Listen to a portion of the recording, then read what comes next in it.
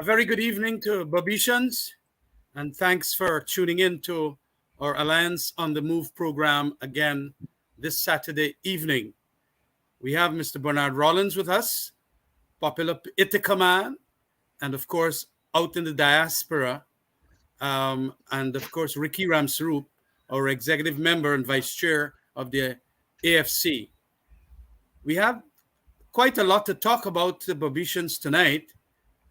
But before we go into some of the issues at a political level, I wish to make a little statement as to what we did this morning in our AFC headquarters, and that was paying tribute and commemorating by virtue of a plaque that was sent by the relatives, Sheila Holder's death anniversary.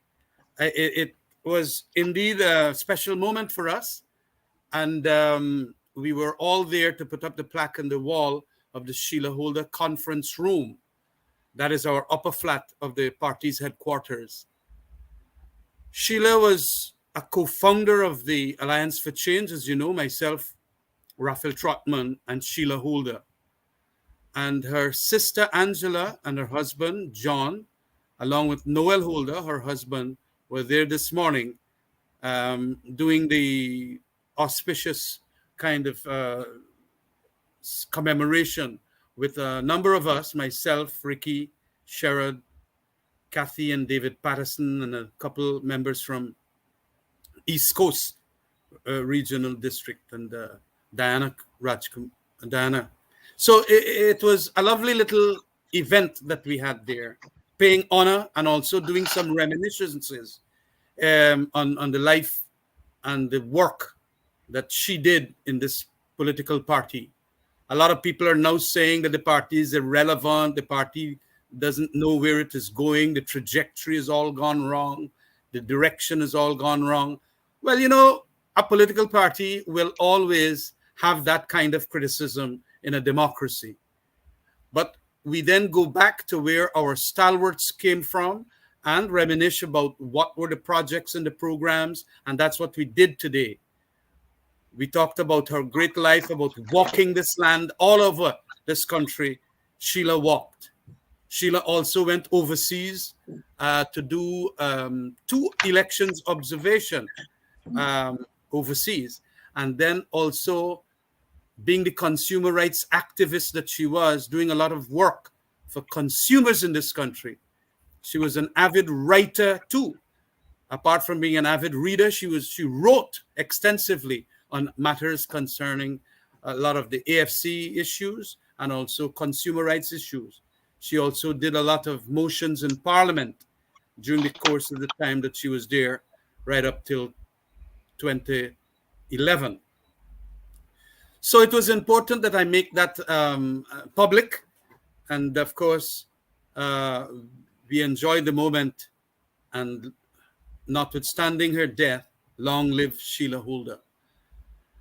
I'm going to ask my friend Bernard Rollins, because Bernard knows Sheila too, but also to introduce his topic tonight. I think it is still youth skills that he would be mentioning, and to start the program off this evening. Bernard? Yes, Cameron. Thank you very much. And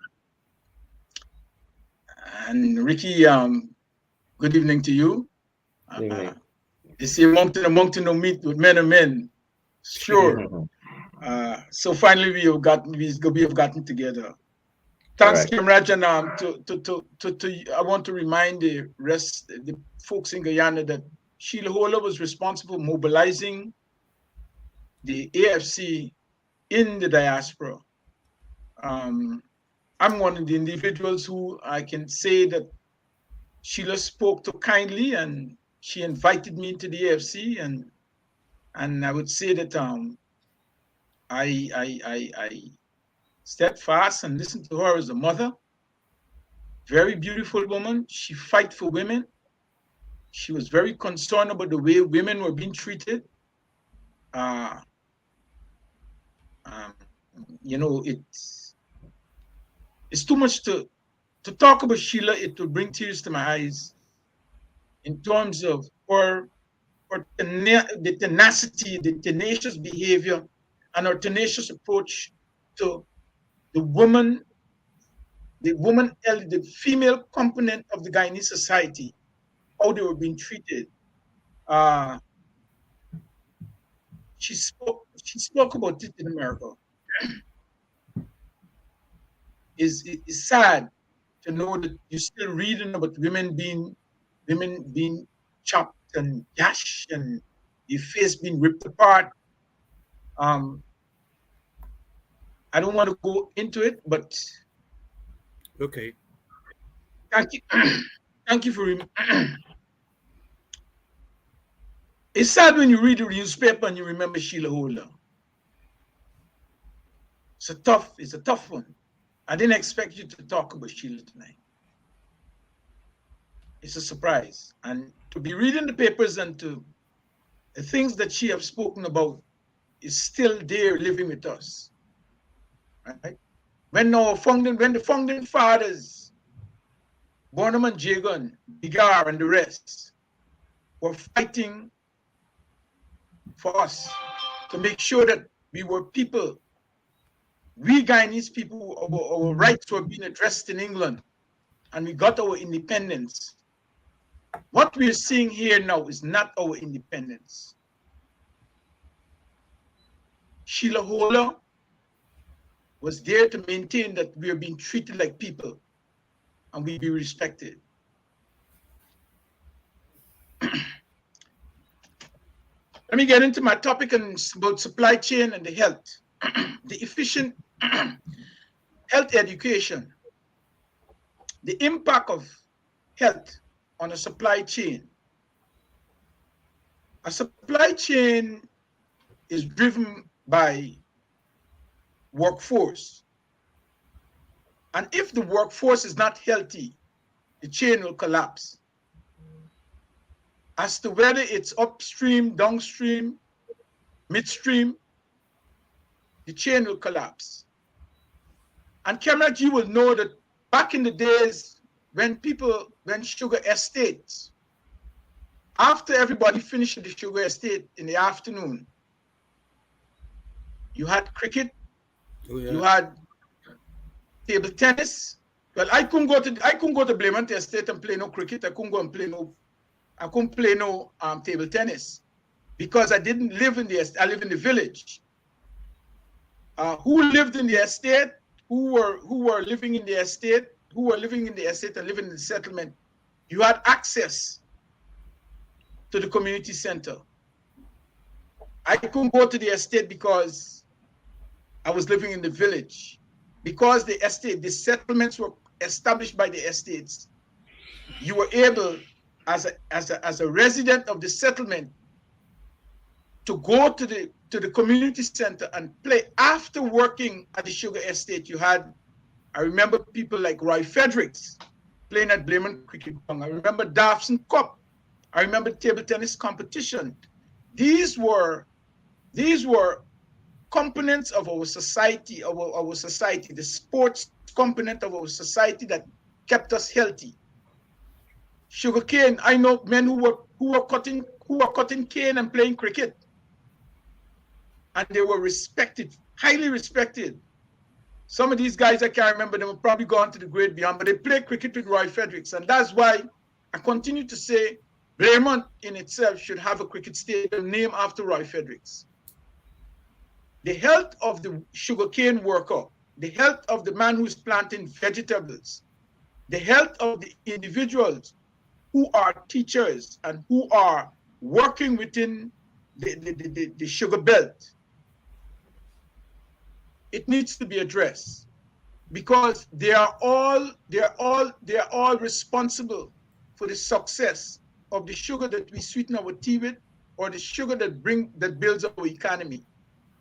Take, for example, a teacher who is teaching the cane cutter's child, who has gone to work in the fields. If the child falls sick, who will address the interests of that cane cutter's child? I'm taking it down to the bottom so that we understand the health and the importance of the effectiveness. The chain cannot be successful if the cane cutter or the factory worker or the fisherman or the fisher folk is not given that support. Our supply chain, whether it be fish, cassava, coconut, cane sugar, or whatsoever it is, at the end where it's been delivered, right? Whether it's from the warehouse, or the factory, we must demand, Guyanese must demand a healthier and more. What I'm saying is that we want the attention to be paid to the health of the sugarcane worker, the man's wife, the cane cutter's wife, the teacher, who is, for example, I'm just reading the papers. Look at the old age pension, the pension that's being given to our folks, the people who are pensioners. Our president should understand the people who came before him. They work under some draconian conditions. Today, himself and the rest understand how a supply chain is being driven. Back in the days, those folks knew nothing, but they just work and they make it possible. And today, so many of us are enjoying what they left behind. What they have left behind, they should have been given an opportunity to receive the hug of the monies that is coming out now, to make sure that we, the ones who are still working, enjoy what's taking place, because they had really performed in terms of getting work done. Supply chain can only be efficient and effective if our people are given the health care, the sports, the health facilities, the sporting facilities, and that success can only come if we drive what is called the actual coming together of the sports and culture, bringing it to where it is, so that our folks can you don't have to be drinking rum after you finish cutting cane. Well, that's a huge problem. But yes, Bernard. Okay. I want you to, we want to drill to the point about, yes, health is so important, and recreational activities can only be accomplished when you get the recreational facilities. But of recent times, we noticed too that the medications and a whole host of other medical equipment and supplies for New Amsterdam Hospital has been shortchanged, to the extent whereby a lot of people are saying that the hospital is in some amount of disarray. And of course, we have to ask the Minister of Health, Frank Anthony, good friend of mine, as to what are some of the things that will take care. I went up Bobby's last week, and it's the same problem. We have gotten so much monies now, and it is not so much a question of whether we're going to renegotiate the oil contract or whatever. It is how we're going to spend the money that we got. And I do not see that as being properly spent on people whose health we got to look after. You made a very valid point. $28,000 is a cash transfer to our pensioners.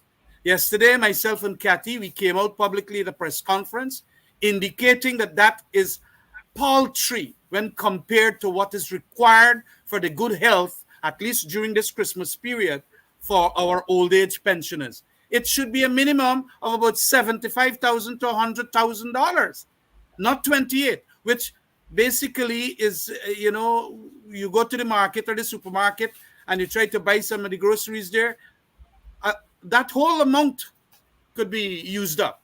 And so with the kind of money that we are getting, we should do 5 times that, in my opinion. What I was expecting to hear, Kemraj,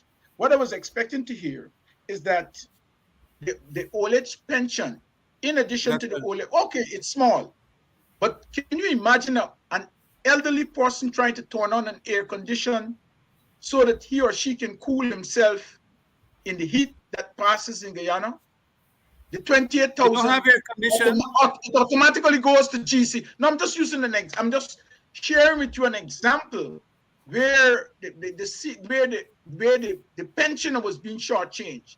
Because if the if President Ali was to ask himself how many pensioners use an air conditioner in Guyana, he will not give them $28,000, because as soon as they turn on that air condition and leave it there for an hour, the $28,000 is gone. That's correct. Ricky, you would like to No, delve I into think some of I these think issues too? yeah, I think what's Bernard is trying to say, there's a depletion of the cultural, activities over the time and period, and it seems not to be addressed. With the depletion of that, those activities that you're talking about to make sure that we get a good health, and there's a lot of persons who, and you mentioned Roy Fredericks, there are a lot of persons who nurtured from those activities and becomes a superstar and superhero, and those are the guys we were talking about cricket today, and those are the guys who drive then the real West Indies team that was unbeatable. And if you're in the government and you don't recognize that, and as Kamrat says that we have a abundance of the monies from the oil revenue, you have to ensure that the money is spent properly to develop back those things. Um, if you look around, in fact, I in Brighton and more here, the ground used to be A1 ground, first class That's cricket right. used to play there, right? Yes. And the Sugar Estate used to be taking care of that facility. And if you look now, the Enmore Martyrs ground, where the monuments are or is, if you look there right now, it's well taken care, more than the ground. If you compare the two, I just want to show it. I want to show this here because I want to bring the issue, and I want to elaborate a little bit on the issue that Bernard is saying. Is that when I look back at Enmore then to now, Camarade, it's sad because the youth, the activities we used to be going to play, martial arts, we used to do cricket, the bicycle, table tennis, and all these things at that ground. Now, and it's we've packed every evening, but now the youth are more into other activities, drugs, crime, alcohol. And so there's a depletion and the culture of the culture that that's happening now. So it's a very important point that Bernard raised in terms of the health issue. And it's sad to see that that if you don't have now the estate for them to go and work, what are they going to do? Because you don't have the activities neither. What are they going to be doing? And so you have a lot of cases where you have a lot of the what you mentioned you saw in the papers. A lot of persons Yeah. that you know But there must be the programs. Remember, under our yeah. administration, we had the program of training them by giving them some skills. We carried it also to Kanji in Babis and New Amsterdam. Um, and a number of the members of the PPP indicated, don't bother with them, that thing isn't working. That was the IDB giving us, I think it was $5 million Mm, as at-risk youths getting some monies to go and get themselves trained. And a number of people, especially in the Amsterdam area and so on, and we had some other areas across the country, whereby these things, the monies that we spent there went towards giving them transportation to go to the mechanics or the auto electrician and so on. And it helped. But it is true too that after you would have been given the skills, it is necessary as part of our culture and sports that we set programs in the afternoon, volleyball courts, and send lots of volleyballs to the fella to just play. You have to do it in a kind of an extravagant way. And we know that cricket gear and so on are very expensive now. My son went and buy a bat there, a couple thousands of dollars to get a good bat and pad and all of that. But whatever it is, football, that's pretty cheap. And all over the areas, we have to do these kinds of things so that, okay, as they get their skills, vocational skills, so too can they get their sports. Because, by the way, sports is a very profitable business now. Athletics, especially cricket, and we know how much these cricketers get now, $1 million contracts and all of that with IPL and CPL and so many other things. And it is not only in that sphere, but being sporting teachers and coaches for regional clubs and county teams and so on. It has a tremendous amount of nuclear fission effect, to the extent whereby all of these people, coaches and even umpires, are now being paid a solid salary and so on. I was president of the Gandhi Cricket Club, and you got to find a lot of money for all these people. So it does also work towards you getting an income and so on. But we have other issues. Go on, Bernard. Let me ask you: Is the administration, is the PPP administration afraid of an economic shift in terms of youth development? Because what I'm saying is that when we read the paper and you see a young woman, her face is being disfigured by some. I mean, I'm looking at it and I'm saying that then we are suffering a serious health problem. And if that health problem continue to masticate itself into the society, then sooner or later we're going to have a serious problem in terms of supply and demand, the delivery of services, the delivery of goods. Because now I'm reading it. The whole world is reading it.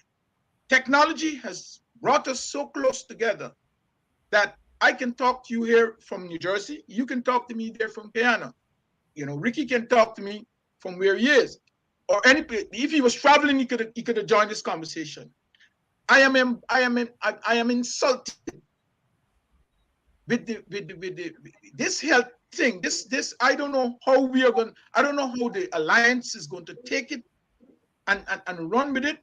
But this situation, this health situation, right? You have teachers who live in a meager salary.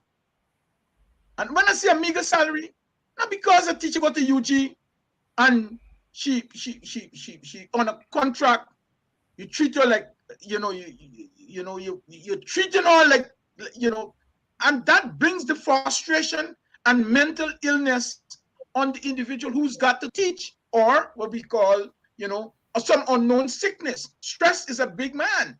Oh, yeah, if you cannot, this is a serious issue, especially in the countryside, because I'm still seeing the remnants. This behavior, because you live in the country, you must be mistreated. Nobody don't care about you. You can take anything. You buy like cassava and fry it, and you drink a little bush tea, and you can survive on it. The time has passed for that. We are living in a society today, the attitude of government. We have got to ask them if they really understand, or if they have done an understudy of what is taking place in the sugar belt. To educate these children is not easy, because they're leaving home with problems. Bernard, before you go further, and it's a very good point, they are not really interested in the social well-being of these sugar workers, All they want them to do is more than the sugar workers. It's more than the sugar workers. My father worked at the boiler wall, and I don't know, Cameron, you may know where the boiler wall is. You could put a cup of tea. Just place it in a position, and it could, you can enough. When my father wanted to punish me, came me the boiler wall, walk barefoot, right? So if you know what I'm talking about, it's not only the sugar workers, it's not the only individuals. No, he's whosoever else. Yeah, whosoever else. I agree, Ricky. But I'm saying that the whole thing, the shopkeeper, the teacher, the man who driving the hire car, this chain, this supply chain, it has a domino effect on everyone, and something has got to be done to take care of the health of these folks. That is the point, Bernard. That is where the politics of it come in, and sometimes we don't appreciate what we did by signing up that oil agreement was to have a revenue stream, so that we can pay our doctors more, so that we can pay our medics more. I know at 47 Village, where I am from, the medics is there, and my mom says that she does a wonderful job. But of course, they need salary increases, these nurses and medical personnel. We are not getting that. And that is why a lot of them are leaving the country, although we are an oil country now. They're leaving and going to other smaller islands and so on, and especially America. Because, of course, they're getting their visa. Guyana is an oil country. The Americans believe that they could open up and whatever and so on. But it has to do with leadership and the politics of the day. When you are going to have an administration, and by the way, a lot of these nurses and medical people and so on inside of Guyana, and that is bringing me to the other question of discrimination at an ethnic level, are black people. And when you're going to get a black organization like IDPARA G, and Barbicians must know this, this is a wonderful organization that was created to ensure that the black, African people of African ancestry all over the world celebrate this decade. It's a celebration, literally. And of course, retrospection and introspection as to their history and how they struggled and how the white man took advantage of them and all of that.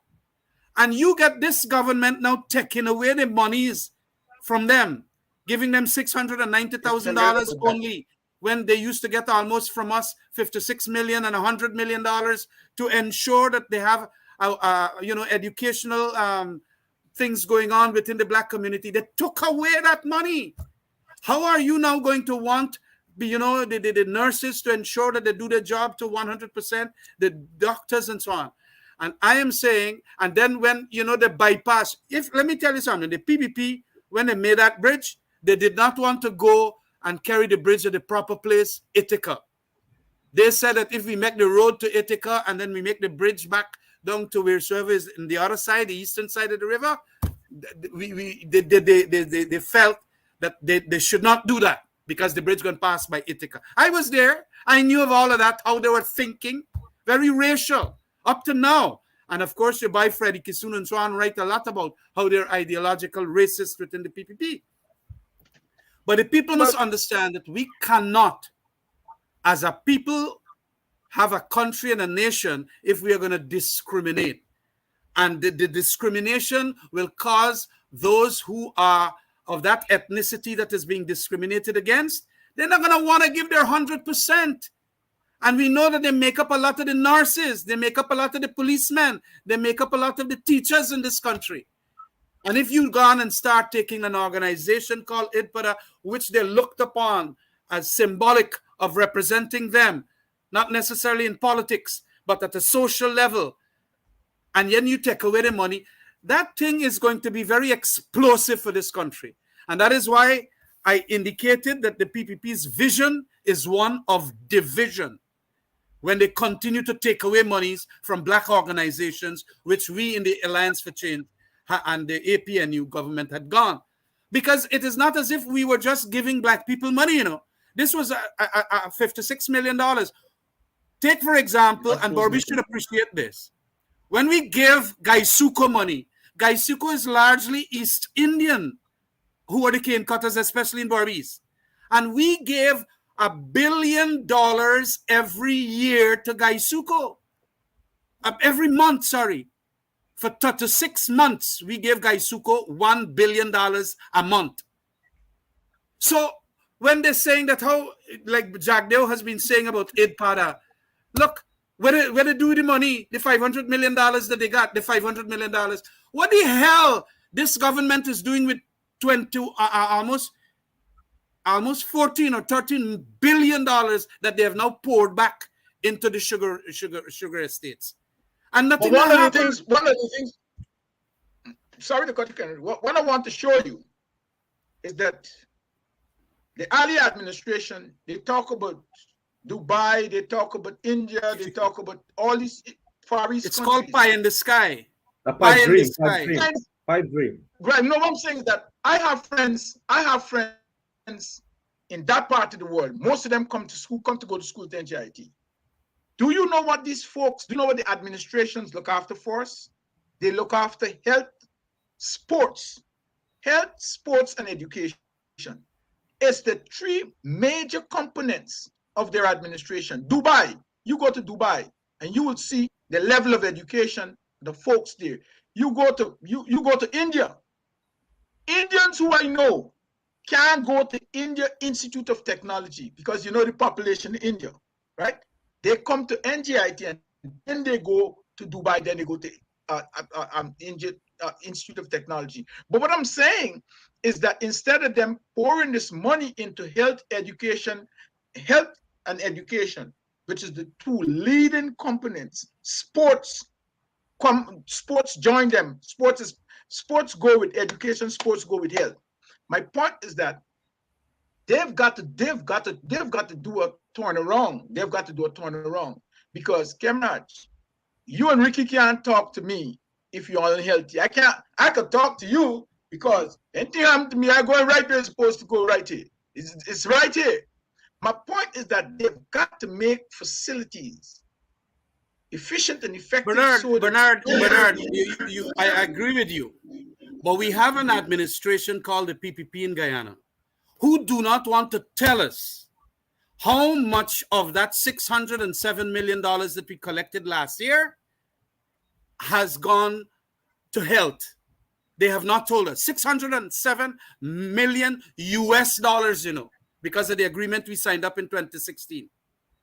They ain't telling me. This year alone, we are going to get 1.2 billion US dollars. And under the Natural Resource Act, they are supposed to tell us that it must, where it gone. If it gone to health, if it gone to education, wheresoever. When we are asking Ashni Singh, please tell us out of that money, because apart from that money, you get a revenue coming through taxation, corporate tax, individual income tax, and so on, and levies for other things and whatever people bring in, value-added tax and so on. But the money from the oil money, we passed an act, and even the PPP had repealed that and passed an act, but they said the money must go for developmental projects and also certain places. When you ask them, they don't want to tell you. And what we notice, and that is why I am angry, is that they're doing cash transfers. They give the sugar workers, and I have to state, well, fine, you give the sugar workers a second severance payment. Why are you not putting down their names inside of the website so that we're going to know who and who get the money? The COVID grant, we don't know who. And you know who is distributing that, Bernard? Is the PPP activists on the ground, and they're bypassing a lot of black people. No, you can't do well, that. Let me tell you something. We got the evidence of how many black people were bypassed. In quarantine too, they did that. And that is why I'm saying we might want to say at the theoretical level, they got to do more for education, they got to do more for health. But if you manage the monies in that discriminatory way, we got an explosive situation. And we don't want to go back into the 1960s. We got to tell them, and the people in the diaspora like you and Professor Shamir and all of that have to carry this thing to the State Department, telling them what it is that this government is doing. And otherwise, indeed, we are organizing. We are putting things in place, and we are hoping that definitely the point is that we do raise our flag here in the city of Newark. I agree. You do that. I met with Congressman Payne, and he wants to visit Guyana, but that's another discussion. That's another private discussion for us. What I want to say is that this social services, the monies that is supposed to go into social services, I will ask. I don't know how it's being done, but money is going into social services. No one should be complaining about X getting and Y not getting. The point is that the money should be going into a pool, into the Department of Social Services, and it's being delivered at the level of the NDC or regionally. The regional development, the regional local government should be playing a part in not pinpointing, but making sure that they are engaged fully. Distribution. Yeah, the with distribution. what is taking place on the ground, so that I know of a everyone, the situation money in is for America. everybody.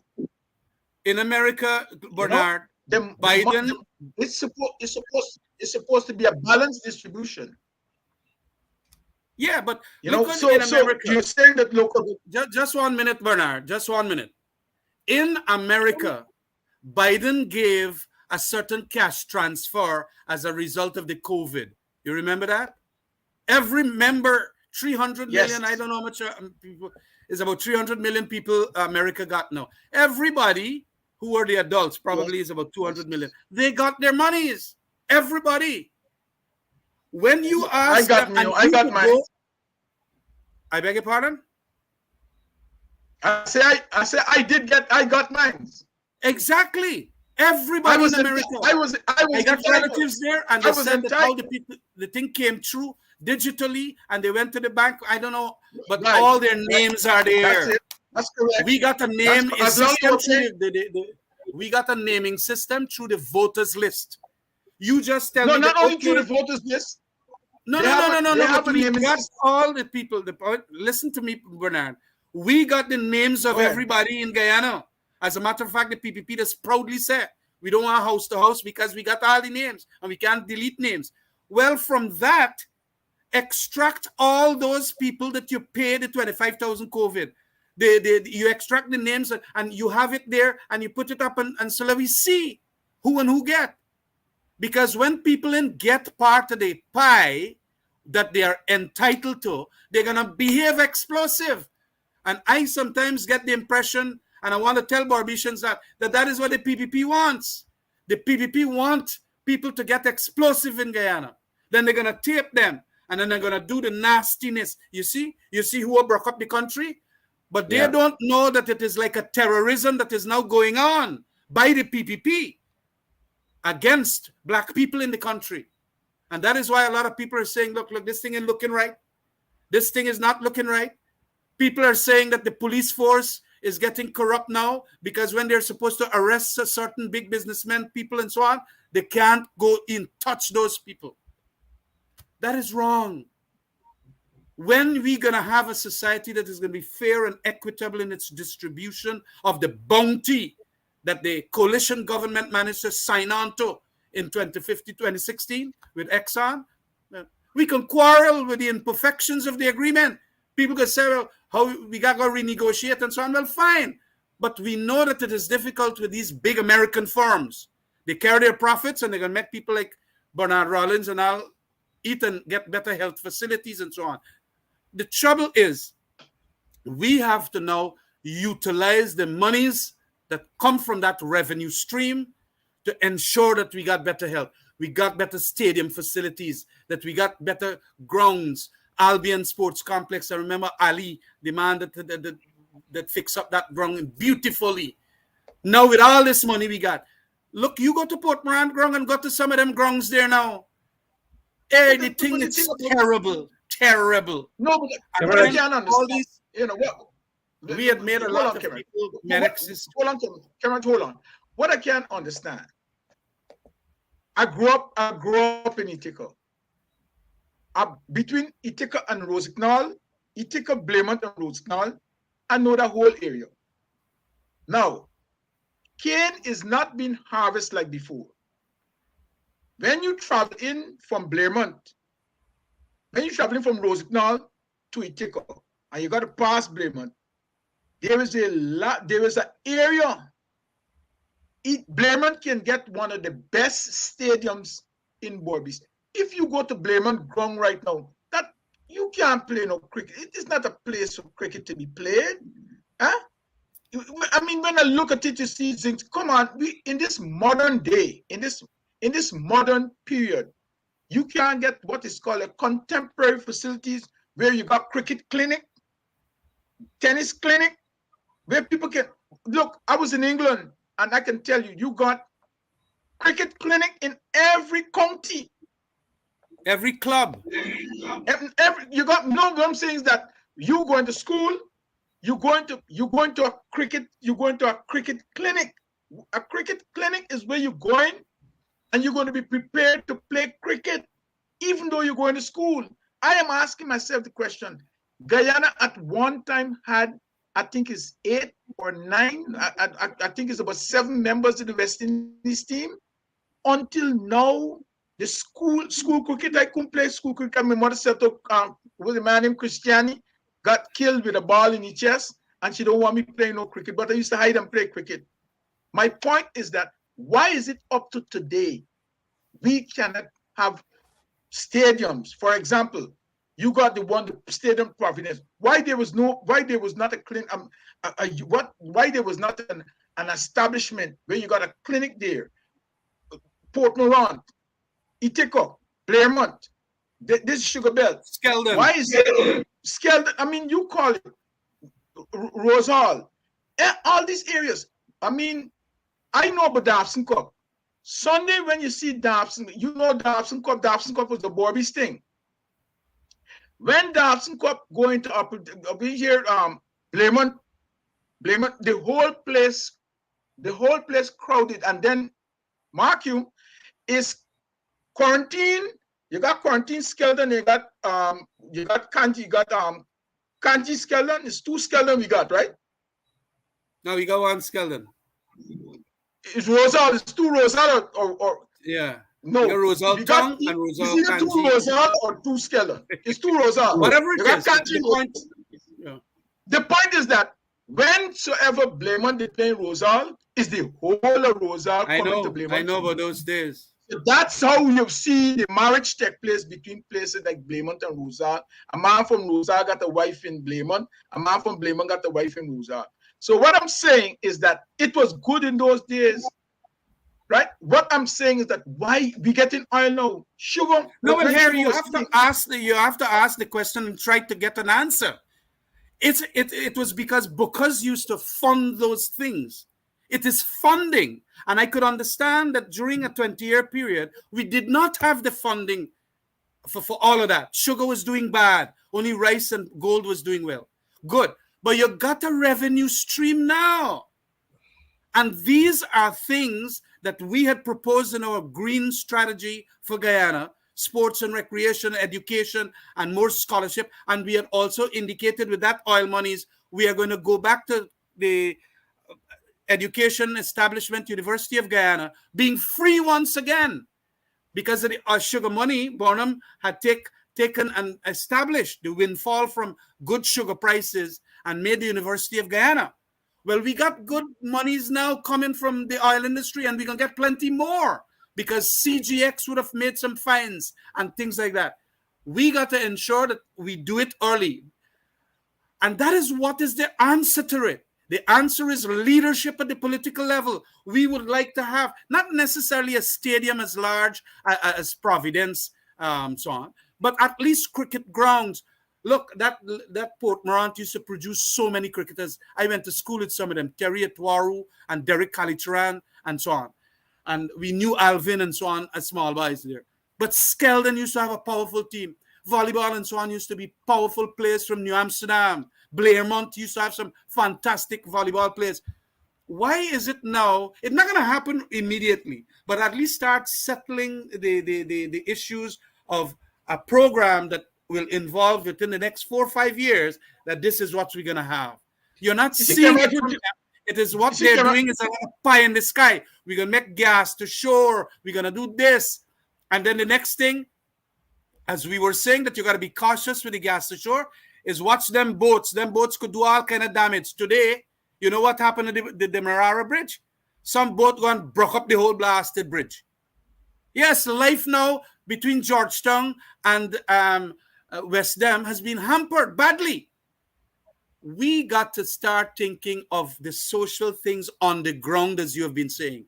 Health, education. Yeah, I'm just this gas to shore. The amount of money that they're going to spend for this gas to shore exercise, I still feel, I'm being honest with you, some of that money could have gone to them teachers and them nurses and they don't want to give them people to buy. They don't want to give them people there. That's the point I am making. And if they want to humiliate black people, I am talking it as an East Indian. I have seen it. But some of the black people, like, they ain't seen what's coming down. And it is not something that I'm decrying and trying to bring racial No, but disharmony. people got to be It is careful. because I People got to see be it. careful how they settle for cameras. People got No, to no, be You gotta careful how say you they it see, because guys, you see, no, we have to no, highlight, no, no. we have to highlight, People got to be careful. Bernard. People got to be careful how they settle for crumbs. People got to be careful how they settle for crumbs.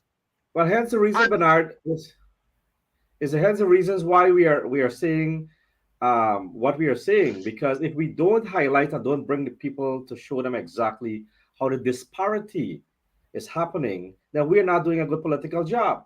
So the Alliance to Change has been calling, our last press conference, we called for 100,000 increase of the teachers.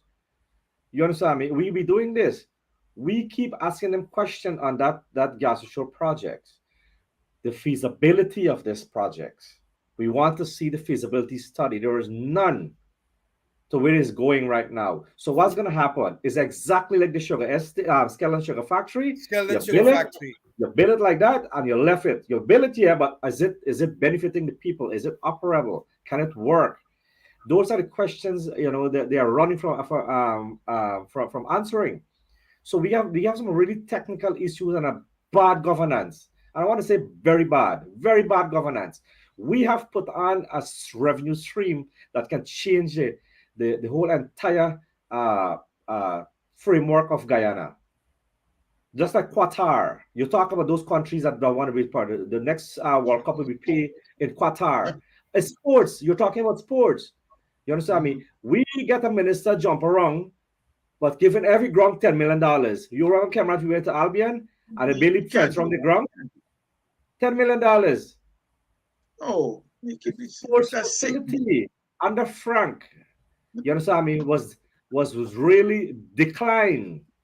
And I was talking about Enmore. He spent $15 million to build that fence and zinc, and all collapsed. He destroyed the council of that community. Then when he stepped into cricket, the government stepped into cricket, ICC said no. And that's not a whole problem with the cricket board and all these things. So they destroy that sport in Guyana. And that is the reason why we are struggling today, because they believe that they want to be, conquer. They wanted to be in everything. But they don't, certain sports, you have to stay away from as government. You can only facilitate and guide people to do it, but you can't be involved in it.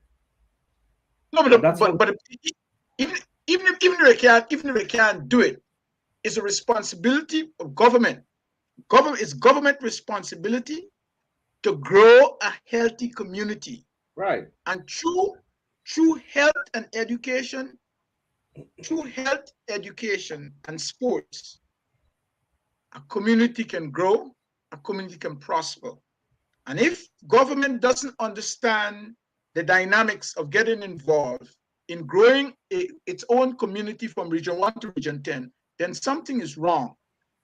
The people will have to now start questioning our government's ability to manage or to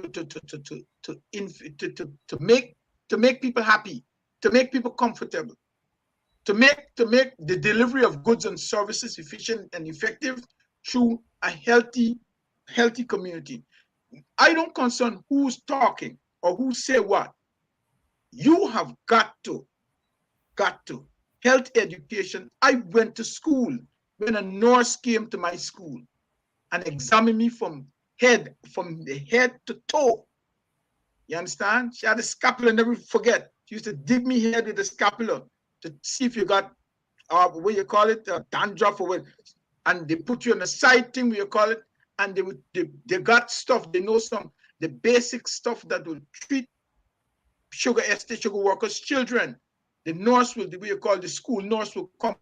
I think sometimes 2 of them will come and examine you and make sure that you're healthy in school. I think every Wednesday used to come. The nurse will come and examine us. Now, if the cane cutter child is not healthy, do you expect the cane cutter or the sugar worker who's at the estate to be comfortable working? Huh? They're not going to be, Bernard. They're not going to be. And that is why immediately after we got into government, and that is where the comparisons should be made. Immediately after we got into government in 2015, we started the breakfast for students. We started in some schools and then we widened as much as possible. You wanted children because we knew that some of the children are not being well fed at homes because life was difficult. And so we started that. Then they dropped the thing. I am very glad now that they're re-implementing back breakfast at schools. We started with the bus. David Granger arranged some businessmen and he got them to arrange. We in the government start giving them a subvention for ensure that drivers are paid and so on. And all of this made life easy. So the children from Blairmont that got to go to New Amsterdam school and so on, they got the bus and they went. Look, all of those things are needed for a healthier, more educational population, especially its young people. We did not charge children crossing the quarantine at the Berbice River by the water taxis. It was free. That is what we wanted to do for education. And let it come back early back in the afternoon so they could play. But this government, I don't know if it's a thing about them that they feel that everything the coalition did, they got to broke it up. And then now when they see the sense of it, they start re-implementing it as if it's their own. But bus and breakfast was a good thing. And now that we got the oil monies, we could have bought some more buses to help the children. I remember from 47 villages when they were going to JC Chandy Singh, you got to run out to the dam for go catch the buses. So right down to the 47 village and from 47 in the morning to catch school. And it was a set of money. Although it was cheap, my dad could have afforded it. We were not that bad off. They got plenty children now that can't afford minibus thing and so on. So that bus. Talk about Lady Lindy, man. Yeah, it's true. They can't afford it. Talk about Lady Lindy. Yes, Lady Lindy and Majesty and Princess and so on. Those were the buses. And Barbicians will know. The older Barbicians will know. But today we then set up a system where we were getting more and more buses, and you just pay the driver a salary, get a maintenance crew and so on at the mechanic shop, and the bus helped.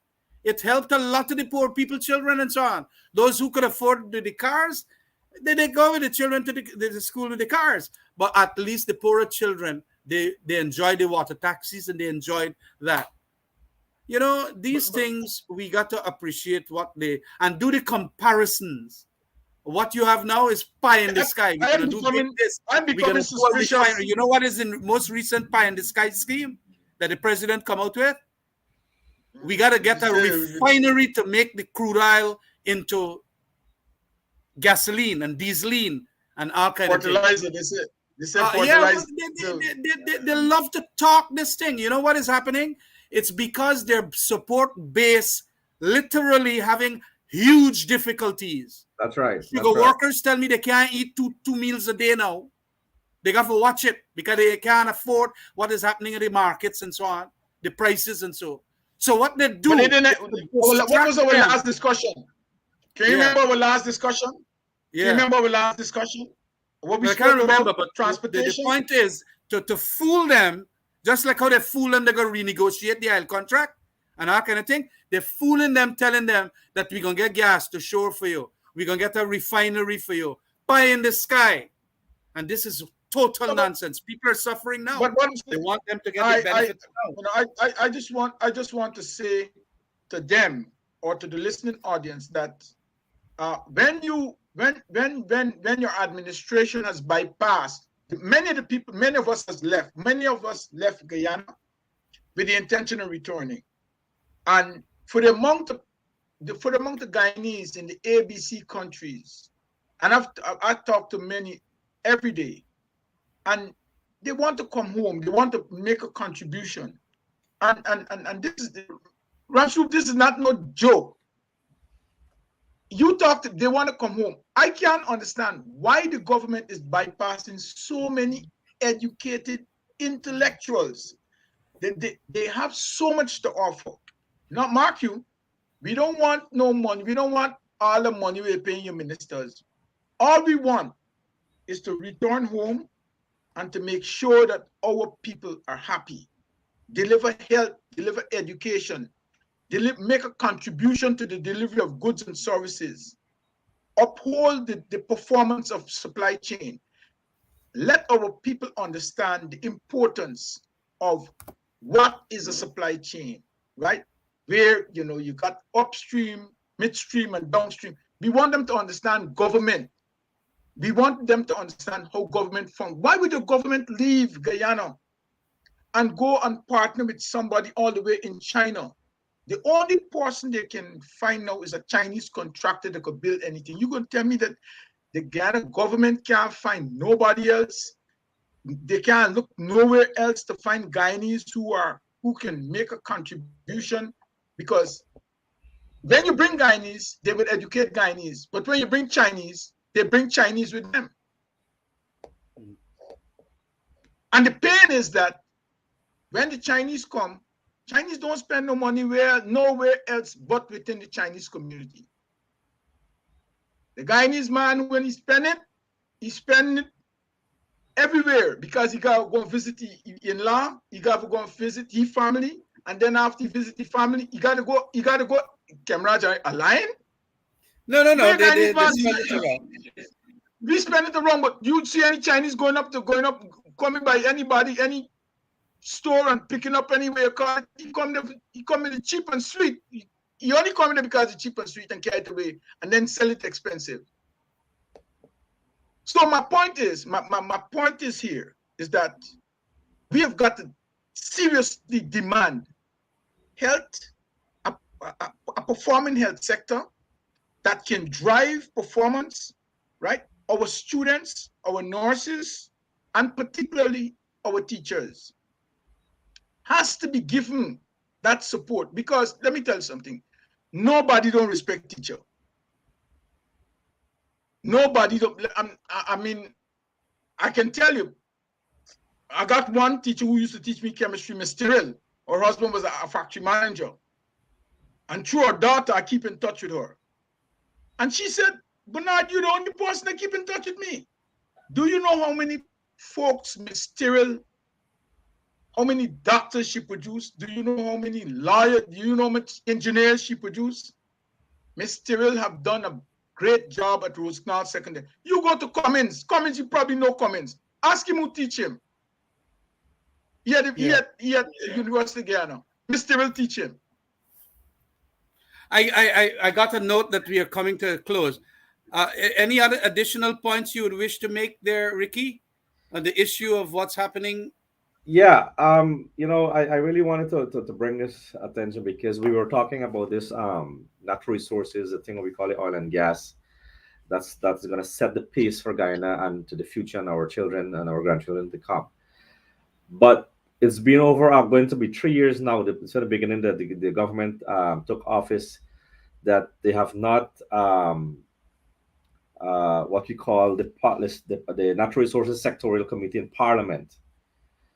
They have not really started that committee, which is one of the most important committee, because we have to ensure that the guidance coming from Parliament, and that's one of the reasons why they are jumping helter skelter all over, because they're running and dodging from the question, the scrutineers that's supposed to be done in that sector. Similarly, is the same sector, which is public security. When you and I were there, we had the Security Council sector committee in Parliament, Parliamentary on security, where we had the members like Gil Teixeira and Parliamentary. Robeson Ben was a member. Robeson Ben Allen was a part of this committee. So these are two important committees here for our country, and these people doesn't find it fit to start these meetings, and they are so it's going into almost 3 years. So I don't know how we expect this. So I'm hoping that I will be writing the National Assembly, the Speaker, and the clerk to ensure that these meetings are start, because it's going on close to 3 years already. And the Natural Resources Committee is a very important one for Guyana. We have to know exactly what's happening, how much the revenue that is coming, where the revenue is spending, And Kemraj, you can talk about the security. I want to make mention of the Public Security Parliamentary Committee. It is the committee that informs the opposition as to what the government is doing in relation to security. Security is a big thing here, because if the investors see that Guyana is not a secure place for their investment, you're going to get robbery, you're going to get murder, you're going to get civil strife, they're not going to come here. And when we started our administration, immediately we set up this public security parliamentary committee. Ben was there. He's now the Home Affairs Minister, and so on. And for years before we got in there, the committee never used to run properly. It never used to function at all, just like the Public Procurement Commission. They never make it function. When we went there, they said they want to hear the Commissioner of Police. They want to hear the fire chief. They want to see the prison chief. And immediately I went and get these three powerful men under my ministry and asked them to tell the opposition what it is that we're going to do for the fire service, what we're going to do for the prisons, what we're going to do for a police force and so on. And then they set their program for the next 5 years there. And they were cross-examined by the members of the opposition. Gail Teixeira, if you see the questions, Ben asked them. And you had a fellow named Harry Gill. And then they said that they wanted to go into the interior to make sure that they see how police operate in interior police stations. I said, but y'all should know because we took over government from all of this. And then we took an airplane and we went and we visit a whole set. And a big report was made by the clerk to the parliament as to the state of the police stations inside. It was bad. They wanted ATVs and things like that, more, terrain, mountainous terrain they were living in. And they want that kind of equipment. And they gave me a whole list and we managed to get a whole set of things for them. Right now, since the PPP gone in, we ain't got not one meeting was ever called by the public security minister. None. Not one. It has become non-functional. I think I'm a member there and not a single meeting was called as to what they will now do in relation to prisons, fire, and the police force. Nothing. And this is the distinction. A lot of people don't understand how our governance was 10 times better than what the PPP is doing today. Absolutely. And we allowed all these committees to function. No, but they love to go and talk, the 5 months after elections and so on. Well, they're in government. There were court cases that dragged the thing out. And ultimately, we got the declaration from Claret Singh and they're in the government. But now that you're government, make sure that you govern the country properly. Free and fair elections is not the only pillar on which democracy rests. It is the human rights, non-discrimination, equality of treatment, and of course, getting all your parliamentary committees to work so that the opposition can scrutinize you. All of that we got to do. And when we are now as oppositions trying to scrutinize them in parliament, they don't want emotions to be heard. They don't want these parliamentary committees to be working. All are dysfunctional. So Barbicians, you got plenty to learn from what the PPP is doing.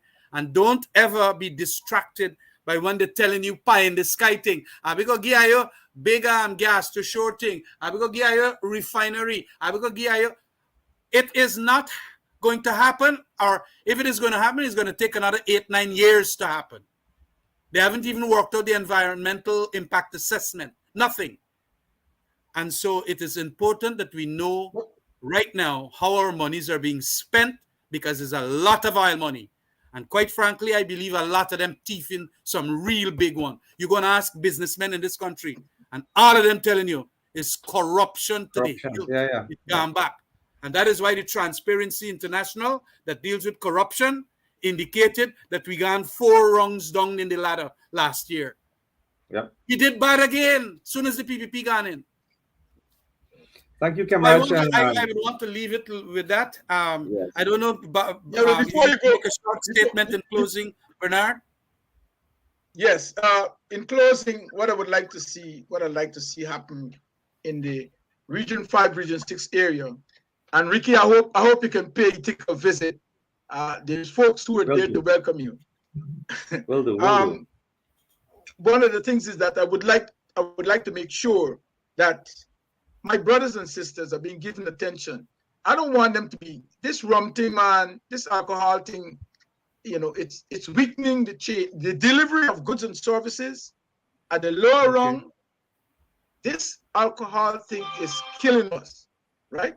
Somebody has got to address the alcoholic, because you can't be chopping up our women like that. You can't do that. You know, serious attention has got to be given to the consumption of alcohol beverage in the sugar belt so that women could be respected. Thanks very much. Thanks very much. All right, Barbicians, thanks for giving us your ears and viewing us tonight as to the little discussion that we had here. I'm glad that we started it off with health and education, and we ended up with a little politics of it all. Thanks, and have a very good night. Thank Take you very care. much. Take care. Thank you very much, man.